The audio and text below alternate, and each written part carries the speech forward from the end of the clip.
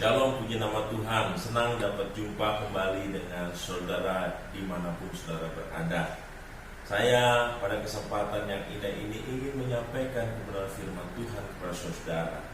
Judul daripada firman Tuhan yang hendak saya sampaikan yaitu kemenangan di dalam Kristus. Tema ini sangat relevan sekali dengan kondisi kita pada masa kini, di mana kita sedang menghadapi masalah yang luar biasa yang belum pernah terjadi sebelumnya, yaitu masalah yang berkaitan dengan kesehatan dan juga krisis ekonomi. Untuk itu mari kita membaca firman Tuhan yang menjadi landasan untuk khotbah pada kesempatan yang indah ini, yaitu dari 1 Korintus pasal yang ke-10 ayat 1 sampai dengan 13.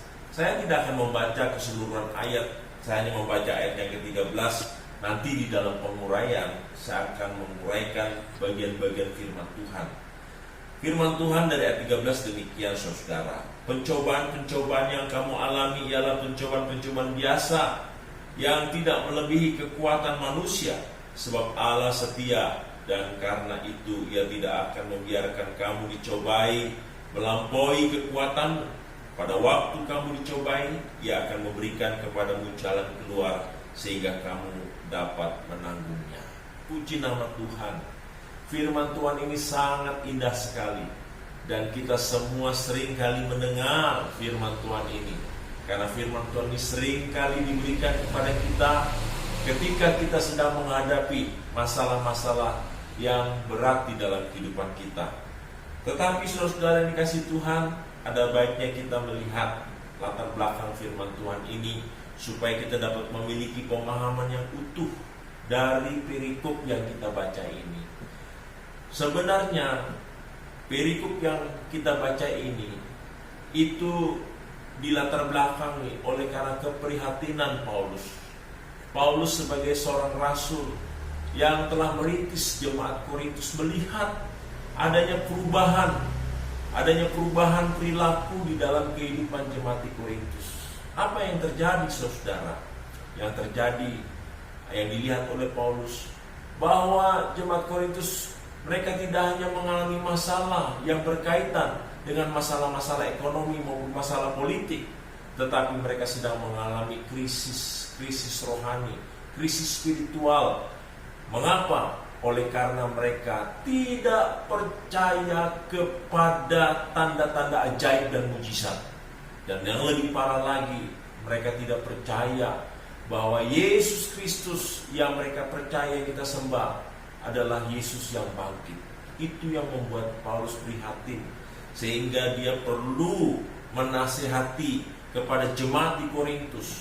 Dan dia memulai nasihatnya. Kalau kita baca di ayat yang pertama sampai dengan ayat yang keempat, jelas sekali bagaimana Paulus ingin menggiring jemaat Korintus yang banyak terdiri dari orang-orang Yahudi yang tinggal di luar Israel. Mereka sudah biasa mendengar cerita leluhur nenek moyang mereka tentang perbuatan Tuhan yang ajaib, bagaimana Musa membawa umat Tuhan keluar dari perbudakan di Mesir, di mana mereka di Mesir diperbudak selama 420 tahun. Dan kita tahu cerita-cerita itu, bagaimana tanda-tanda ajaib terjadi yang dilakukan oleh Musa bersama dengan bangsa Israel. Paulus ingin mengingatkan kepada mereka bahwa Tuhan yang mereka percaya adalah Tuhan yang sama, yang telah membebaskan nenek moyang mereka yang mereka alami waktu ketika mereka diperbudak di Mesir.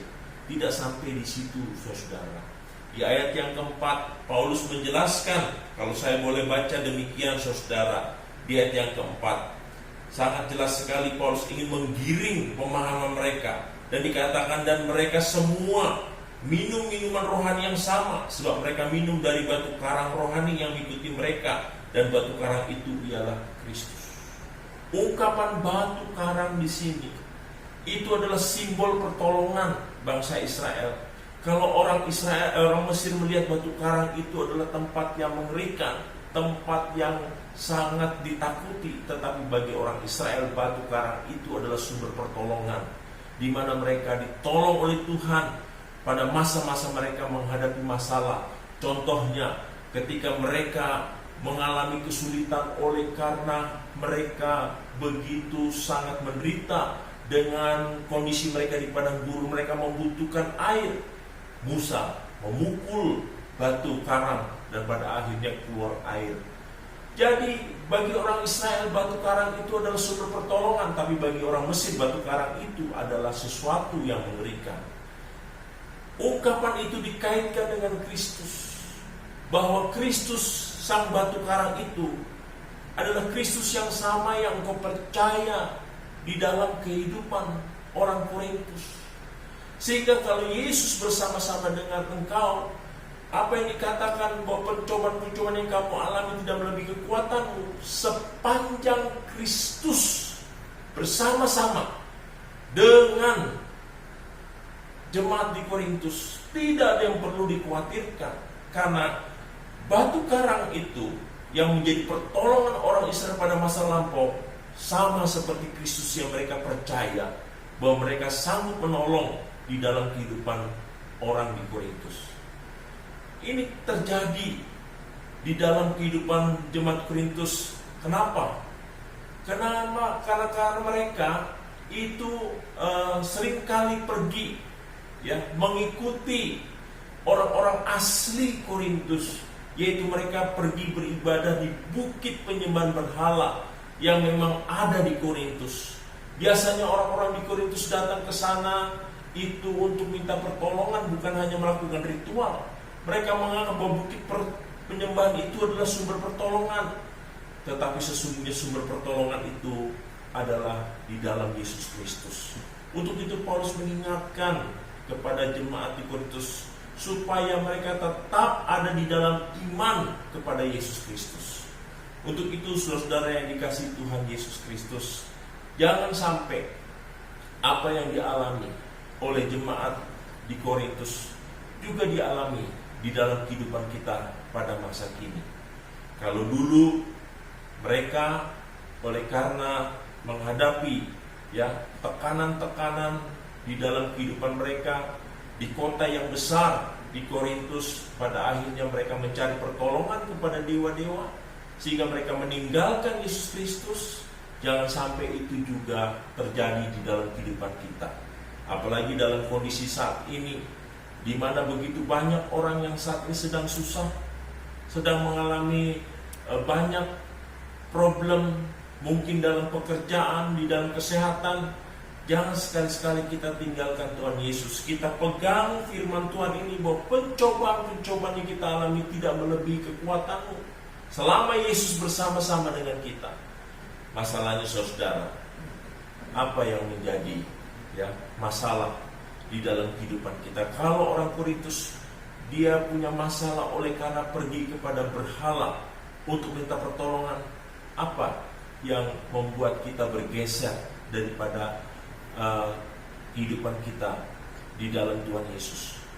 Saudara, bisa jadi berhala kita itu sudah tidak lagi seperti orang Korintus seperti dulu. Bisa jadi berhala kita kehidupan sekuler. Bagaimana kehidupan kita tidak mengandalkan Tuhan. Kita membiarkan bahwa hari-hari yang kita jalani, kita hanya mengandalkan kekuatan kita sendiri, sehingga kita tidak melibatkan Tuhan di dalam kehidupan kita oleh karena kita percaya dengan kekuatan kita. Yang kedua, kehidupan apa yang disebut dengan materialisme. Orientasi kehidupan kita hanya mengejar materi, mengejar uang, mengejar jabatan, mengejar hal-hal yang bersifat fana, sehingga pada akhirnya kita meninggalkan kasih mula-mula kita kepada Tuhan, sehingga kita tenggelam dalam kehidupan itu. Dan yang ketiga, kehidupan yang hedonis. Kehidupan hedonis itu menjadi kehidupan yang saat ini begitu meracuni banyak orang, khususnya generasi muda. Mencari kesenangan dengan game, bermain game, mencari kesenangan dengan seks, mencari kesenangan dengan narkoba. Saudara, hati-hati. Kalau kita sudah masuk dalam kehidupan hedonisme, dengan kita dibelenggu dengan ikatan game, dengan ikatan seks, dengan ikatan narkoba, saudara akan menuju kepada kebinasaan. Oleh sebab itu, saya ingin mengulang firman Tuhan yang Paulus sebutkan di dalam ayat yang ke-13 ini, yang mengatakan bahwa pencobaan-pencobaan yang kamu alami ialah pencobaan-pencobaan biasa yang tidak melebihi kekuatan manusia, sebab Allah setia, dan karena itu Ia tidak akan membiarkan kamu dicobai melampaui kekuatanmu. Pada waktu kamu dicobai, Ia akan memberikan kepadamu jalan keluar sehingga kamu dapat menanggungnya. Ia akan memberikan kepadamu jalan keluar. Ia itu siapa? Yaitu Yesus Kristus. Kalau kita percaya kepada Tuhan Yesus Kristus, maka kita tidak perlu untuk mengalihkan keyakinan dan iman kita. Ya, sebagaimana orang Israel melihat bahwa gunung batu mereka adalah sumber pertolongan Tuhan, yaitu Yesus Kristus. Sama dalam kehidupan saat ini, seberat apapun yang sedang kau hadapi, selama Yesus ada di dalam kehidupan kita, kita tidak akan pernah ditinggalkannya. Paulus mengatakan dalam bagian firman Tuhan yang lain demikian, bahwa segala perkara dapat kutanggung di dalam Dia yang memberi kekuatan kepadaku.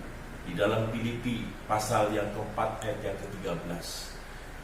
Kiranya firman Tuhan ini sungguh-sungguh menjadi sesuatu yang kita pegang, bahwa kemenangan dan pertolongan kita di dalam kehidupan kita di masa sulit seperti ini hanya ada di dalam dan melalui Tuhan Yesus Kristus.